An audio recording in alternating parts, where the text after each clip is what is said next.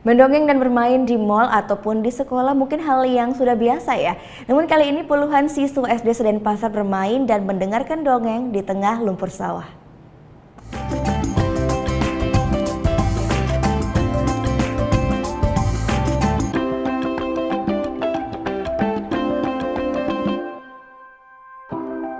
Ya, mendongeng dan bermain di tengah sawah. Inilah kegiatan puluhan siswa sekolah dasar di Denpasar, Bali minggu pagi kemarin. Kegiatan yang jarang mereka temui di tengah perkembangan era digitalisasi ini dikenalkan oleh seorang pelestari permainan tradisional Bali, yakni Made Taro. Di sini, para siswa SD diajak mendengarkan dongeng yang bercerita tentang mencintai alam beserta makhluk hidup di sekitar kita.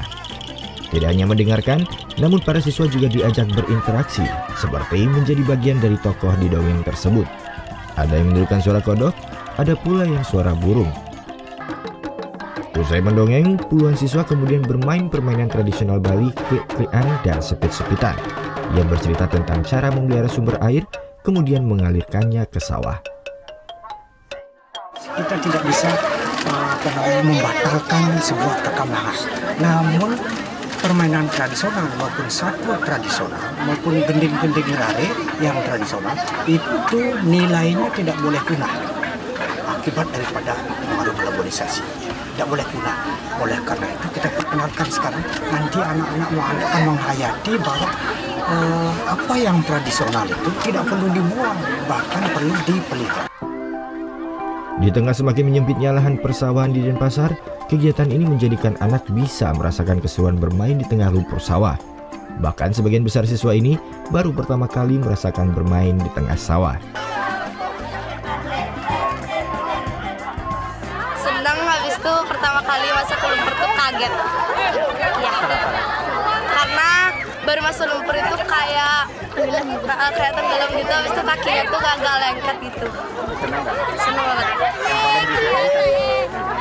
Yang paling disukain itu mainan yang tadi kejar-kejaran. Emang sering main ke sawah nggak sebelumnya? Enggak pernah. Ini aja kali pertama main ke sawah. Baru pernah kenal sawah ya? Iya. Kegiatan Festival Nyatua Dicari ini merupakan salah satu upaya pemerintah Kota Denpasar dan kelompok penyuluh bahasa Bali untuk melestarikan permainan tradisional di tengah perkembangan teknologi. Karena dalam permainan tradisional Bali maupun dongeng, terkandung berbagai pesan moral dan pendidikan karakter. Surya Sanjaya melaporkan untuk NET.